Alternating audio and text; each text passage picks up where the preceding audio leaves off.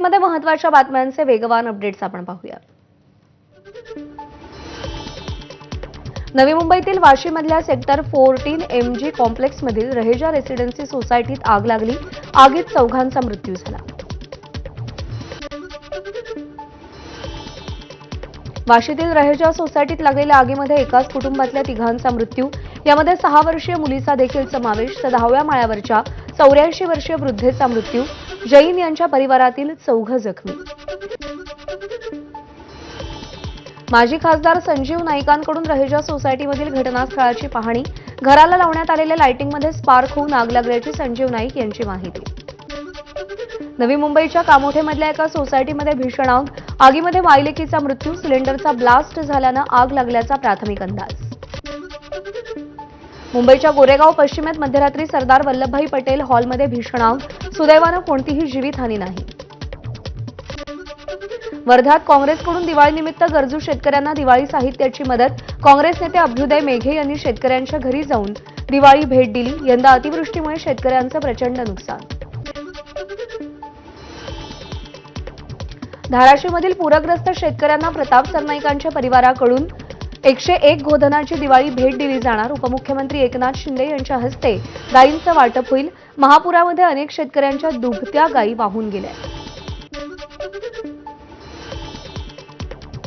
हिंगोलीमध्ये लक्ष्मीपूजनाचं साहित्य खरेदी करण्यासाठी बाजारात गर्दी। केळीचे खांब, ऊस, झेंडूची फुलं विक्रीसाठी बाजारात। नाशिकमध्ये फुल बाजारात नाशिककरांची मोठी गर्दी। फुलांच्या दरात सरासरी 200 रुपयानं वाढ। गुलाब, निशिगंध, मोगरा, शेवंती आणि झेंडूच्या फुलांना मोठी मागणी। झेंडूच्या फुलांना 400 ते 500 रुपये कॅरेटचा दर। लक्ष्मीपूजनानिमित्त दादरच्या फुल मार्केटमध्ये फुलांची खरेदी करण्यासाठी लगबग। वेगवेगळ्या रंगांच्या फुलांची हार, तोरणं घेण्यासाठी नागरिकांची झुंबड। दिवाळीच्या मुहूर्तावर 6 डझन हापूस आंब्यांची पेटी एपीएमसी बाजारात दाखल। लक्ष्मीपूजनाच्या दिवशी हापूस आंब्याचं पूजन। प्रकाश शिरसेकर यांच्या बागेत जुलै महिन्यात 3 ते 4 कलमांना आगाऊ मोहर। योग्य काळजी फवारणीमुळे कलमांवर सुमारे 5 पेट्यांइतकी फळधारणा। पुण्यामध्ये 71 वर्षीय आजोबांनी किल्ल्यासमोर आधुनिक शहर साकारलं। आधुनिक शहरात प्रत्येकाशी निगडीत उपाययोजना उभारल्या। पुण्यातील महालक्ष्मी 16 किलोच्या सोन्याच्या साडीत पहाटेपासूनच पुणेकरांची महालक्ष्मी मंदिरात दर्शनासाठी गर्दी। जेजुरीच्या खंडेरायाच्या गाभाऱ्याला आकर्षक अशी फुलांची सजावट। दिवाळीनिमित्त दर्शनासाठी भाविकांची मोठी गर्दी। दिवाळीनिमित्त नाशिकमधील काळाराम मंदिरात भाविकांची मोठी गर्दी, तर मंदिरालाही विविध फुलांची आरास। नाशिक महानगरपालिकेत लक्ष्मीपूजनाचा कार्यक्रम संपन्न। पालिका आयुक्त मनीषा खत्री आणि इतर अधिकाऱ्यांच्या हस्ते विधिवत पूजा संपन्न। नागपूरच्या जनसंघर्ष समितीच्या कार्यकर्त्यांकडून गडचिरोलीच्या पुवर्ती गावात दिवाळी साजरी। गावकरी आणि सुरक्षा दलाच्या जवानांसोबत उत्साहात दिवाळी साजरी करण्यात आली। साताऱ्याच्या बाल सुधार गृहातील मुलांची दिवाळी गोड। कराडला हिंदू मुस्लिम मुलांनी एकत्र दिवाळी साजरी केली। राजधानी साताऱ्यातील शिवतीर्थ परिसर 2000 दिव्यांनी उजळला। छत्रपती शिवरायांच्या चरणी पहिला दिवा उजळला। दीपोत्सवाचा सोहळा थाटामाटात संपन्न।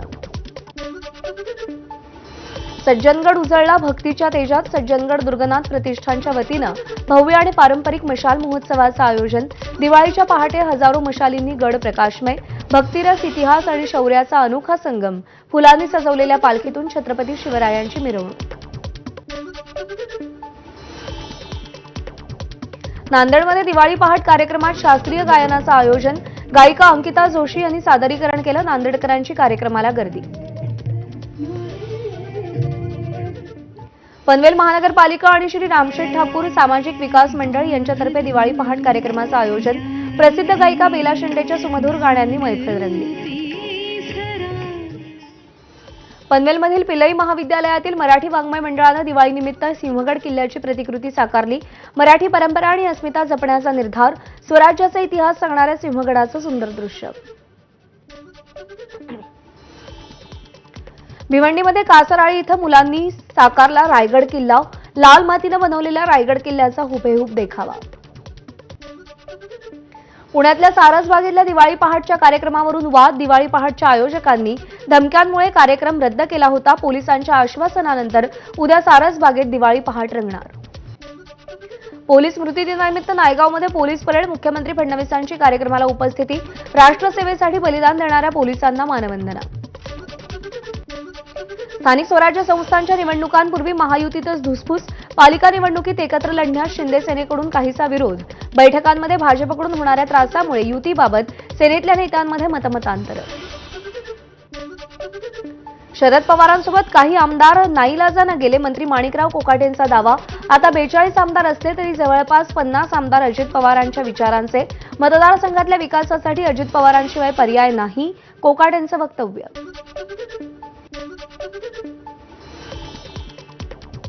स्वाभिमानानं विरोधकांमधील सगळ्यांनी राजीनामा देऊन गप्प बसलं पाहिजे. विरोधी पक्ष नेत्यापासून सर्वांनी राजीनामा द्यावा आणि मग बॅलेटवर बोलावं. मंत्री उदय सामंतांची प्रतिक्रिया. आता स्वाभिमान आहे तर 20 आमदारांनी राजीनामा द्यावा, सामंतांचं वक्तव्य. लोकशाही संस्था खिळखिळ्या करून त्यांची बदनामी करण्यापलीकडे विरोधकांचा कोणताही हेतू नाही आणि त्यासाठीच फेक नरेटिव्हची फेकाफेकी सुरू आहे. भाजप नेते केशव उपाध्यांचं विरोधकांना प्रत्युत्तर. राज्यात आता व्हिजन डॉक्युमेंटनुसार निधीचं वाटप होणार. महाराष्ट्राचा 2047 पर्यंतचा विकासाचा रोडमॅप. व्हिजन डॉक्युमेंटचा मसुदा मंजूर. मुख्यमंत्री नियमित आढावा घेणार. अनुसूचित जाती जमातींसाठीच्या खर्चात कोणतीही गदा नाही. मराठवाड्यात शेतकऱ्यांना 346 कोटींचा मदत निधी मंजूर. पंधरवड्यातील चौथा अध्यादेश जारी. 7 जिल्ह्यांसाठी 346 कोटी 31 लाख रुपयांचा समावेश. तर पैसे खात्यात कधी जमा होणार याबाबत अद्यापही स्पष्टता नाही. सरकारने एक GR काढावा आणि दिवाळीच काही दिवस पुढे ढकलावी. खासदार ओमराजे निंबाळकरांचा सरकारला खोचक टोला. दिवाळीपूर्वी शेतकऱ्यांना मदत करण्याची सरकारनं घोषणा केली असूनही अंमलात आणली नसल्याची निंबाळकरांची टीका. मुंबईच्या मागाठाणे येथील दिवाळी पहाट कार्यक्रमात अभिनेते महेश कोठारेंकडून भाजपचं भरभरून कौतुक. मी मोदीजींचा भक्त असून भाजप म्हणजे माझं घर, कोठारेंनी मत व्यक्त केलं.